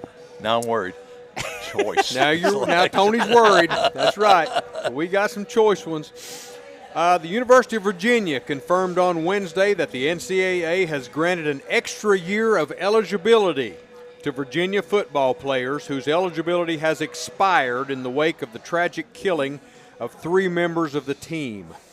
The team ended up canceling the final 2 games of their season. Well, what say ye, gentlemen? Has the NCAA opened Pandora's box with this ruling? What do you think? I think it's a good idea. Yeah, I think it's. I mean, 3 people on your team get killed. You can't go out there and be in a normal situation. And that ruins your entire season. Yeah. Like, I don't care for the senior guys. Yeah, I don't care if it only has. I don't care if it only affects 1 or 2 games at the end of your senior year. Like, that ruins your entire season. And Sure. you know, I like to say all the time that it's not really about the kids, but this was a really good move, just in the fact that it gives them an opportunity to do it again and maybe put that behind them. Yeah. And Sure. I like that. Okay. Then what happens when this starts happening more frequently? We hope it doesn't. Surely. But what if it does? Well, I believe it's the first time we've ever had multiple players shot. Yeah. I know. You know, I mean. But it brings up that question, though, of where do you draw that line? Because what happens when you have an incident where, and we've seen it before, where there's an accident, a car crash, and you have 2 or 3, you have a player or 2. Plane crash. Well, you know. Bus crash. Yeah, maybe maybe it was the type, the way that they got killed. You know, where they were just actually murdered instead of being in an accident or something like that. It could well have been. I don't know. Former. Yeah. Well, you remember back to the plane crash, Coach Trail was over there, and when Marshall had their plane crash, coming back from a game and lost all of their team and coaches, and we had 2 basketball players. We had 1 basketball player from Huntington that started on our basketball team, and he left. We had a cheerleader that was from Huntington, knew all those people, and then we had another player from St. Albans. But if you remember, the NCAA granted them freshman eligibility. Remember, freshmen weren't eligible back then. That's right. And the next year, they made freshmen eligible at Marshall so they could field a team, which was probably sort of in line with what we're seeing right here. Not quite, because freshmen are eligible now. Sure. But hey, I don't think it's a bad idea, but they're going to start getting appeals now. Yeah. Of course, they can always say no. I think you case by case. I mean, there is no fine line or something like that. Yeah, I mean, it's just a single ruling. You know, interesting talking about the Marshall thing is that Ferrum College was a junior college back in those days. Right. And they had 13 of their former players was on the Marshall team. Oh. And so over at Ferrum, they have a monument remembering those players who passed away. And one of my teammates, Larry Robinson, he played at Ferrum Junior College. Came in my junior year and senior year and played at the University of Tennessee. True. But anyhow, Tennessee plays Virginia the first game next year in Nashville. they do. And Coach Trail of Virginia will, if everybody comes back, they'll have everybody back. That's true. Next year, and to play Tennessee there. Yeah. So we'll see how that goes. It's also the option to come back. It's not like they're forcing the kids to come back. It's like a COVID right? situation where they can come back if they want. If they don't want to come back, they can go on. Yeah, and former Maryville High School player Jay Guillermo. Remember Jay? Yeah, I remember Jay. Yeah, he's an assistant coach over at Virginia. And current Maryville player Noah Vaughn is committed to Virginia. Oh, really? Okay, so there's the connection right there. Great guy. He coached with us over at Carson Newman. Then he got that position over there. Well, Aaron Judge met with several teams as a free agent and made Yankee fans sweat but in the end agreed on Wednesday to remain in New York for 9 years to the tune of $360 million. I'd stay at New York for $360 million. It was rumored. That's a lot of money, boy. It was rumored that the Padres and the Giants had offered Judge at least $400 million. The 30-year-old slugger has made the All-Star team 4 times in 6 full seasons since 2017, but the Yanks haven't been to the World Series since 2009. What were those other teams, Donnie? The Padres and the Giants. Yeah, that is what you call a smart move by Aaron Judge. Yeah, because I think so, you too. can take all the money you want, but those are big ballparks, and if your whole thing is hitting home runs, all of a sudden you go to one of those big ballparks, you don't hit as many home runs in the Bronx, changes, and you get real booed real fast. Yeah, every time I see somebody that makes that kind of money, my dad had this favorite saying, and we might be out on the lake fishing or something, and he'd look up at a house, and it'd be all over the shoreline up there, and he'd look at me and he'd go, Mike said, how much house does it take to make a home?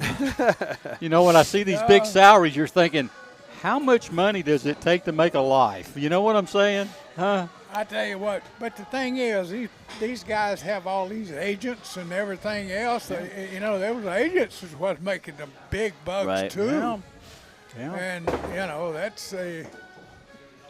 that's there's more things involved than just thinking you're gonna give him this much money. That's true. I guarantee you that. All right, Tiger Woods says his foot injury will not keep him from playing in the match 7 today. That's today. Set to tee off at 6 p.m. Woods and world number 1 Rory McIlroy are slight underdogs to the team of Justin Thomas and Jordan Spieth. The match, played under the lights at Pelican Golf Club in Bel Air, Florida. Proceeds will benefit Hurricane Ian victims. Watch it on TNT, TBS, True TV, or Headline News. Are they all giving different views, Donnie? Like, is one of them going to follow one station's got one I team hope so. or one station? I hope it's not the same broadcast. One of them is going to have Peyton Manning and Eli Manning there you joking go. around. There you go. Honestly, that I would watch. Otherwise, I'm not watching. I would too. The other one is going to have Charles Barkley, but he's just going to be correcting golf swings, even though he can't swing a golf club. Baker Mayfield has seen it all in his NFL career, from being a star quarterback in Cleveland to being traded to Carolina during the offseason to being cut mid-season by the Panthers and taken off waivers by the Rams. After his arrival in L.A. on Tuesday, Rams head coach Sean McVay liked what he saw and has named Mayfield as QB1 for the 4 remaining games of the season. He won last night. I don't know if he liked what he saw as much as he didn't really have a choice. Well, he didn't have a Matt whole lot of Stafford's choice. head is barely connected to his body. Yeah. The John Wolford guy who's replaced him is 1, very bad, and 2, hurt. That's true. Bryce Perkins is also very bad and hurt, and so he didn't really have much of a choice. But congratulations to Baker. You let him down. You let him down the field, and they beat the Raiders, a team that can't beat anybody except for the Chargers. But I tell you, it was. So Baker's lucky more than anything. Well, else. he threw the winning touchdown pass with 4 seconds left to go in the game. Yeah, and he I did. liked how he handled his press conference at the end of the game. I did too.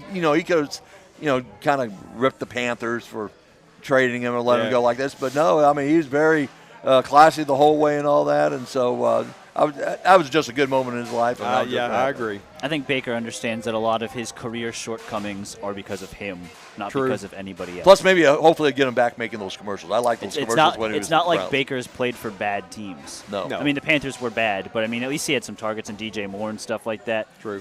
He's had talent around him. He's just not been good. Yeah. The New York Mets 2023 payroll will be the highest in history. Baseball history, projecting to be at least $325 million. And with the club planning to do more in the area of free agency, that figure could climb significantly in the coming weeks and months. $325 million. So think about it. You've got 81 home games. Well, Yeah. that So you Judd- basically how have much to, did just to Judd meet your payroll, just bring in get? $4 million a year. Well, he's not $4 million a game. It's easy. He's not with the Mets, though. He's with the Yankees. Well, I know, but he's just Hey, one look. guy. I know. Well, They've got people that are making $43.5 million. What? 2 of them. Yeah. Making $43.5 What Marcus million. just said about having to make $4 million a game is somebody who covered the Mets and so spent yeah. a lot of time in Citi Field.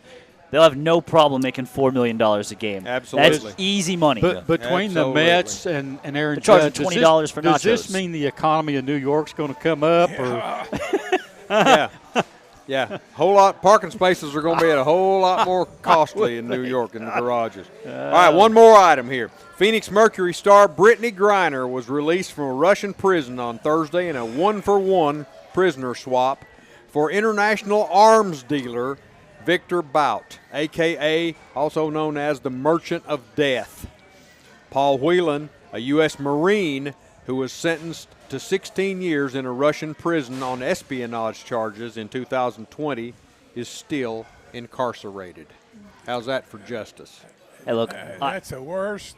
That's the worst thing I've ever heard. I'm excited for Brittany Griner to be home. Oh God! But it is time.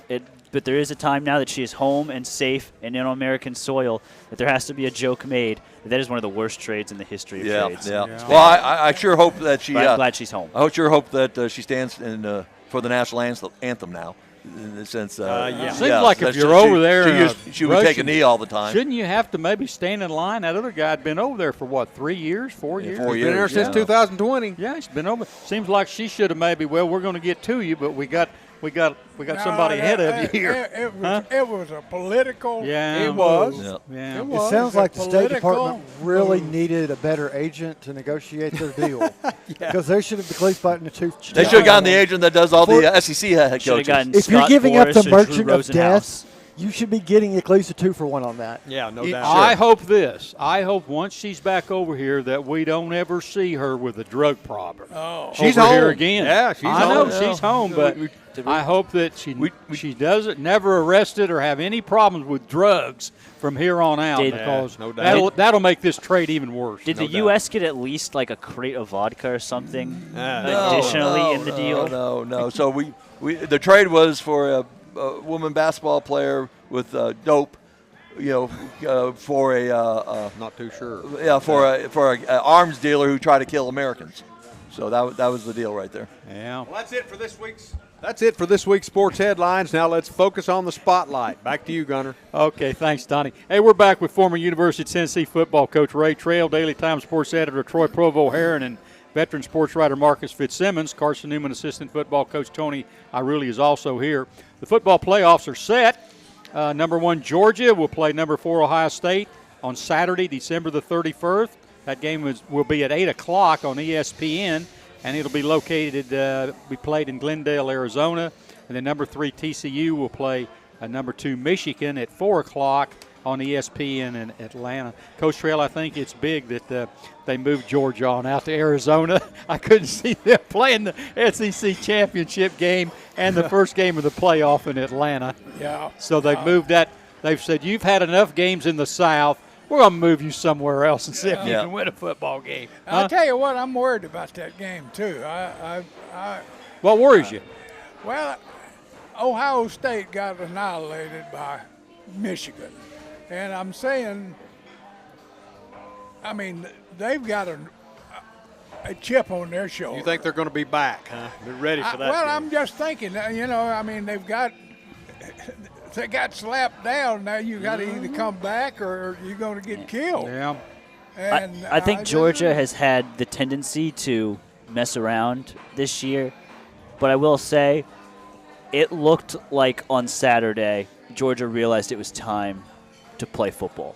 You could say whatever they did against Kentucky, whatever they did against Missouri, all that stuff, they play down to the level of their competition. But on Saturday against LSU in that SEC championship game, it looked like they realized, it's game time now, and they put an absolute hurt on the somebody Tigers. told them that I took LSU in the 17.5 points. That's what happened down there. They look like a team that understands it's winning time now, and I think there's a lot of people saying that Ohio State is a team to hang around here. I just don't see it. Tony, Georgia's like the big bad version of Michigan, and Michigan beat Ohio State like a rag doll. Yeah.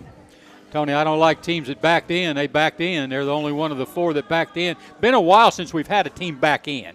Usually the 4 are pretty, it's right. Yeah, right. But they kind of went in at the end. Yeah, at the very end, and I know a lot of people were pulling for Alabama. The thing is, if Alabama was in there. I was pulling for Tennessee. Or Tennessee, all right. But if Alabama was in there, they probably would be favorites in 3 out of the 4 games. Well, that's what I'm saying. That was their argument. Yeah. That's what they're arguing. Well, if we're playing Ohio State, who are you going to take? You going to take us, or if we play TCU, who are you going to take? Alabama. If we play Michigan, who are you going to take? Alabama. Well, why are these 3 teams in there ahead of us? That was their argument. That's all they had. That's all they had. Because they had 2 losses. Right. Yeah. Well, Coach Trail, TCU and Michigan. TCU puts up a lot of points. Michigan, relies a lot on their defense and ball control, and they've opened it up a little bit with the throwing game because their back, Corum, Feinbach, has been out. But that looks to be a pretty good matchup right there in that football game. I think that's going to be a great game. Yeah. I really think that's going to be a great game. The only thing that would bother me is TCU scores quick, and they've got a lot of speed in their receiver core. And that always gives those big up north teams, so to speak, a problem because they don't have as much speed in their secondary as the receiver. But I'll tell you this: if Michigan can jump out there and get ahead now, then they'll kill. Hey, can we be honest? Can we just play the national championship game? Let's not even waste time with these semifinals. Why not? Because Georgia's going to beat the holy heck out of Ohio State. I understand and that. TCU ain't TCU ain't going to play anywhere near Tony, any you level of where he's football in coming from. Michigan. He's very upset. Troy is because he's seeing two northern teams in there, and TCU, which is out west a little bit, and he's only seeing Georgia. Georgia's the only shining bright light, the only shining bright light in the South. I understand his. I feel his pain. Don't you, Tony? I'm saying Michigan's going to win the game. I feel his pain. Yeah, he's buffed now. All right, he's lifting weights. He's feeling stronger and all that, and so he is fully committed and he's energetic about this. Absolutely, and he doesn't have Notre Dame to throw around because they're not in it. No, he's not in it until baseball season. But they said we're not going to put Notre Dame in there this year. They didn't earn their deal, but we're gonna really upset Troy and put 2 northern teams in there for 1 Notre Dame. Let's just see how he reacts. Mike, I ask a real question. What have you seen? What have you seen from TCU the last month of football, specifically Saturday, that makes you think they're going to play with Michigan in the semifinal? I really like the guttingness of their quarterback. Dugan. I really like him, and they know how to win close games. They know how to. They didn't win Saturday. They're fun to watch. They're fun to watch. They're fun to watch, but they almost came back and tied that ball game up and went into overtime. So, listen, Blake Corum will be back. I do. I like their quarterback. I think he's fun to watch. Yeah. He's a really hard-nosed guy. Yeah, I think that they're going to play a good game, and you guys are crazy. Yeah, you guys are crazy. You crazy? Okay. What? All right. So you slightly disagree with us? Yeah. Okay. I think Michigan's going to win that game by 14 plus. Okay. 14 plus. All right. Well, we'll look forward to it. We'll look forward to the playoffs there. Let's talk about the Heisman Trophy. Well, next year they go to a 10 game? No, 2 years from now. Year after next. We got another year of this. Well, they going to 16? 12. And this deal, for the most part, kind of worked itself out. There a couple, 3 weeks before we go, wow, man, this looks like a real mess. That's right. And then it just sort of, outside Ohio State backing in, it just sort of all. Right. And when they get 12 teams in, that we'll all be sitting around here a couple of years from now arguing over the 12th, 13th, and 14th teams. I don't think we will. Yeah. Hey, the Heisman Trophy selections will be today. Later on today, you got Stetson Bennett from Georgia, Caleb Williams from USC, and Max Dugan, quarterback at TCU, and C.J. Stroud at Ohio State. Coach Trail, they're all quarterbacks. Every one of them's a quarterback. What do you think? The thing that I would do is I would give it to Georgia, the quarterback at Georgia. His story, he was a walk-on at Georgia. Yeah. And now he's led Georgia to 2 chances at national championships. Yeah. And how much more does he need to do? Yeah. I tell you, there's some guys on here. First of all, there's 870 sports writers, Marcus Fitzsimmons, 58 former Heisman winners that vote for the Heisman Trophy. And it's got to where it's supposed to be the best football player in the United States. But I went back and researched exactly what the qualifications were for the Heisman Trophy. And it said the Heisman is given to a player whose performance best exhibits the pursuit of excellence with integrity and who epitomizes great ability combined with diligence, performance, and hard work. Well, that can mean a lot of things. Stetson Bennett, who a lot of people think, well, maybe somebody else should have been on there, Hendon Hooker, and maybe instead Anybody of else. Stetson Bennett. Anybody else should have been there. But he's taken his team to 2 playoffs, could win 2 national championships, and Max Duggan, I would say that he fits in that category, the quarterback at TCU, as far as what I read. I don't know much about Stroud, and I don't know much about Williams when it comes to some of this definition down here. But, Marcus, your take on what's going to happen today. Well, it's kind of what I was talking about with Tony off the air, and I'll give credit for the SEC Shorts for pointing it out, but even back on Halloween, they were making fun of what would scare Tennessee, and the number one thing was the Midwest Heisman voter who was not going to vote for a Southern or especially a Tennessee player to win the Heisman. Because remember, a lot of those voters, because of the way the Heisman Award was set up, there is in my opinion, a disproportionate number of voters at small newspapers in the Midwest that make up that voting panel. And I think it does show up from time to time.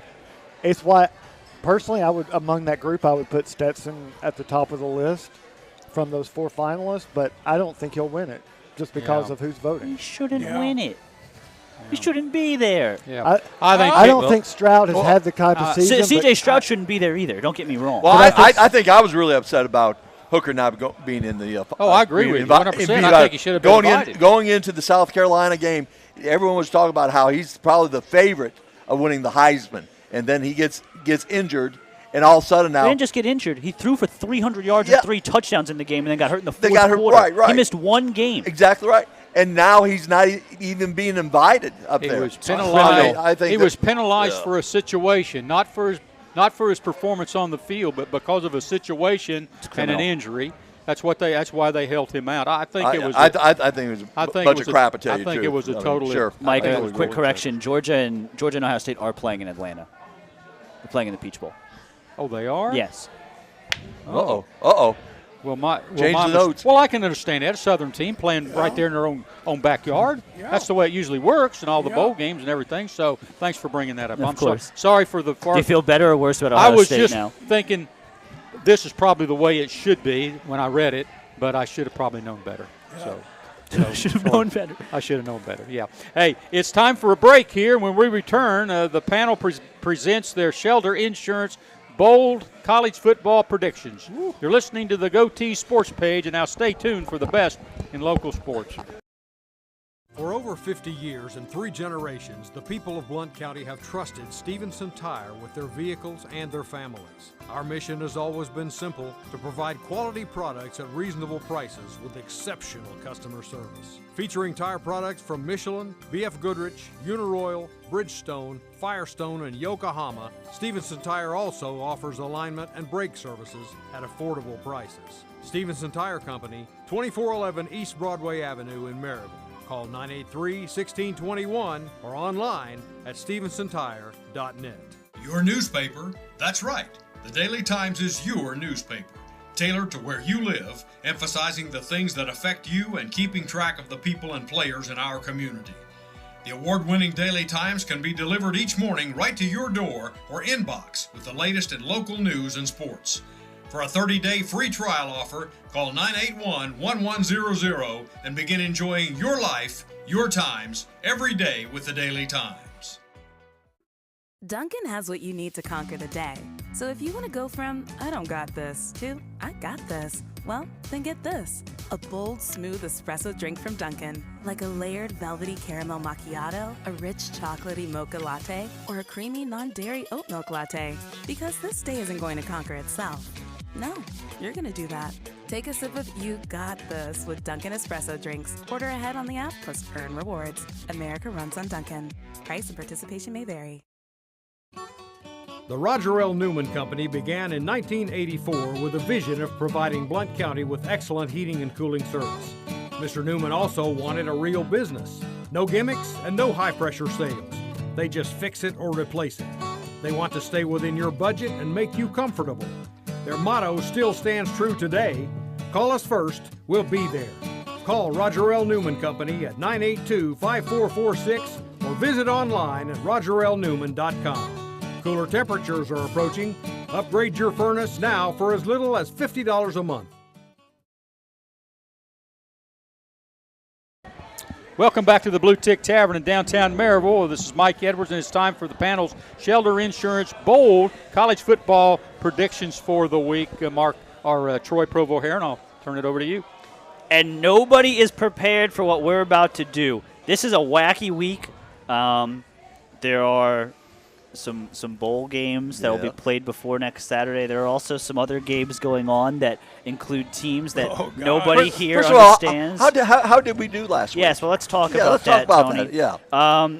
That, to lead the week last week, Donnie Moore and Tony Iruli went 4-1. Wait, you said coaches are lousy pickers. You said we do a lousy job. That was about a nose thing. Blind squirrel finds a nut every now and then. Oh, my gosh. Hey, good job, Donnie. So Donnie pulls within 2 games of Mike, as we have this week and next week to decide the fall champion. Donnie is within striking distance. Ray Trail and Mike Edwards went 3-2 last week. That's good. Good job, guys. And the sports journalists once again proved that they don't know what the fuck they're talking about. I probably shouldn't have said that word, but yeah, we don't know what we're talking about. We may not be on the air. You're worried about Ray. Thanks for listening out there. This will be our last show. Somebody give me a bleep machine. I'm all fired up over the Hendon Hooker talk we had in commercial break. That's my fault. Marcus went 2-3. We're putting you in counseling next week. Yeah, by the way. I need that. 1-4. I went 1-4. How did that happen? I'm also upset about my 1-4. You know everything. 1-4. How did that happen? Yeah, I don't. Tony, you got it. We're running behind. Yeah, okay, we got to go. Okay, so we're going to start with a Division III semifinal game. I can do that. We got Wartburg at Mount Union. We're just picking winners. There are no spreads, obviously, here in the Division III. Vegas doesn't care about the Division IIIs, but Wartburg at Mount Union. Wartburg. Okay. Wartburg. Mount Union. They missed their chance. They should have been the Warthogs. They're the Knights. What do you got, Mike? I got Mount Union. You got Mount Union. Ray Trail. Wartburg. Wartburg? They're 13-0. You know anything about Division III football? 13-0. Do you know anything about Division III football? No. Mount Union's 13-0 too. They're both. Yeah, they're both 13-0. Donnie Moore. I got the Purple Raiders of Mount Union. Marcus. Do it, Marcus. Yeah, I don't have to worry about this one. Mount Union, I mean, you've got more national championship trophies in that trophy case than anywhere else in Division III. Yeah. Same thing, Mount Union. I'm going with Mount Union as well. Good. The next one is much harder. A rematch of last year's Division III National Championship, Mary Hardin Baylor at North Central Illinois. Ooh. Mike Edwards. I got North Central Illinois. North Where Central. are they playing that game? North Central Illinois, which is in Alliance, Ohio. It's going to be a raucous environment. I'll take them. Donnie Moore. I got the Cardinals of North Central. Marcus. I'll be contrary. I love Mary Hardin Baylor's program and what they've done. I'm sticking with them. Oh, Tony Iruli. Anytime college is named Mary Hardin, I'm going to go for him every time. Mary Hardin. I am also rocking with the defending national champions in Mary Hardin Baylor. You.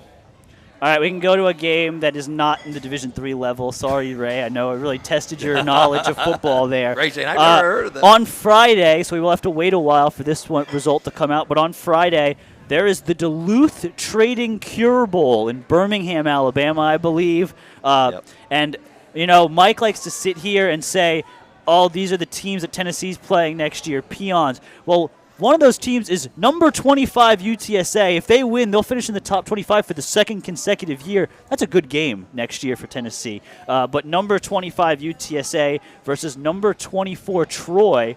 Everybody loves a team named after Troy. And Troy is a 1-point favorite, Mike Edwards. I'll take San Antonio just because of the build-up. There you go. Ray. Take Troy. You're going to take Troy. Donnie Moore. I got the Roadrunners. UTSA. Marcus. I can't pick Troy, so I'm going to have to go with UTSA. Tony. I love the nickname Trojans for a lot of different reasons, so I am for the Trojans. Hey, look. He comes on every week because the Trojans are playing somewhere. There you go, Trojans. Hey, look. He must have an NIL deal with I Trojans. got NIL. Last week we picked the Sun Belt Championship game. I picked against the Trojans. They won by about 20-plus points. I'm not picking against my namesake again. I'm picking Troy. There you go. This one is the Hometown Lenders Bahamas Bowl on Friday. Miami, Ohio is playing UAB, and UAB is a 10-point favorite, Mike Edwards. Miami of Ohio is the cradle for college coaches, but coaches aren't playing, so I'll take UAB. Ray Trail. Ray has no idea what he's doing here today. He's got no clue who he's picking. He's just picking. See that puzzled look on his face? Miami, Ohio. Donnie Moore. I got the Blazers. Marcus Fitzsimmons.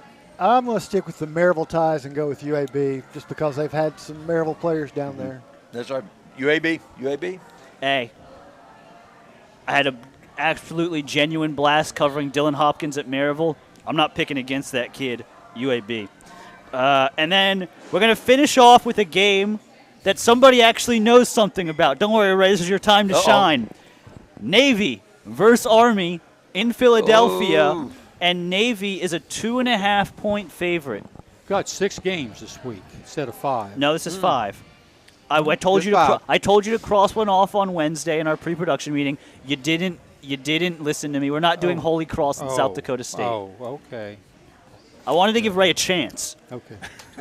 Sorry. So, yes, Navy, a 2.5-point favorite against Army in Philadelphia.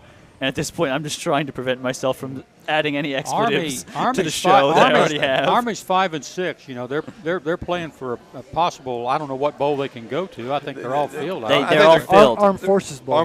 No, Air Force is already in the Air Armed Force is Forces already in it, but they'd be Army's 6-6 if bowl they eligibility. win. Navy, they're out of the picture. That hadn't been a real great year for Navy, but I'm going to take the midshipman Navy 2.5. The midshipman of Navy, Ray Trail. Navy. He didn't even think about it. He didn't. Well, that didn't take me long. I mean, I've already done my thinking. Donnie. Anchors away, my boys. Marcus. Navy. Yeah. All right, Tony. Army. There you go. Go Army. I knew it. Way to be different, Tony. I knew we were going to have one stupid person at the table. What? Oh my God! Ray, hold them for me. I'm going. Hey, that 105 bench press isn't going to help you right now. I will give a shout out to Caleb Graham, who plays for Maryville. He is committed to Army, but my cousin went to Navy. He played left field for the midshipmen. So this one's for Tori. There you go. I'm going with the midshipman. Troy and Tori. Yeah, my older cousin. So just transpose a couple letters there. He flies fighter jets, so he's much cooler than I am. But I'm going with the midshipman of Navy. All right, Donnie, I think you have an ad read. I for do. us. I've got a public service announcement. It's going on right now, ladies and gentlemen, right horse now. thieves and crap shooters.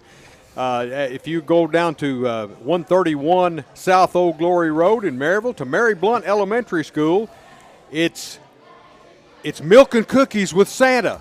That's where we're going. And Ray Trail is Santa. Yes, milk and cookies with Santa. I thought it was the reindeer. It's going on until 3 p.m. today at Mary Blunt Elementary School. Come join the fun. Stroll down Candy Cane Lane through Santa's Village.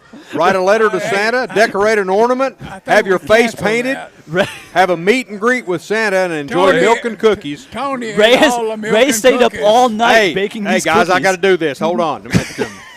Don't forget to purchase your gifts for Mom and Dad at Santa's General Store. The event price is $10 for a child and $25 for a family of 4. All proceeds go to the Blount County School Nutrition Association for feeding our kids. Why is it as we get toward the end of the show or right at it, we just lead right into the gutter. What is it? You can be Santa Claus, but but there's your elf right there. Yeah, there you go. Absolutely. Yeah, and he's got the experience. right. He played the Notre Dame Leprechaun last year. So he's got great experience at being an elf. Mike, get us out of here. Yeah. Hey, that'll do it for today's edition of the Sports Page. Thanks to Aaron Ishmael at Loud Media, our hosts. Hope we're back next week.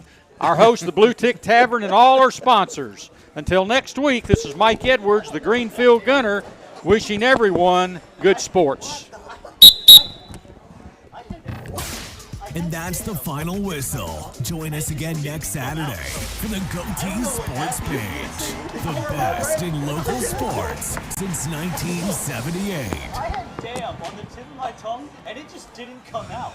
I don't know what happened there. I don't know what happened there. He'll probably be suspended through February. I don't know what happened there. Holy smokes. Hey, is the show on tape delay? They caught it? Oh. There's nobody in the studio. Well, that's good that nobody heard it, because nobody listens to our show. So That's when we were at Green Meadow, and Ray told Bob Gilbert not to worry about stuff like that because it didn't go any further than the golf. That's what he said. I'm sure that got Bob all fired up. Well, I wonder what Brian Johnson will be doing after this week. Troy, you brought us to a whole new level. Yep. Whole new level of low. Hey, you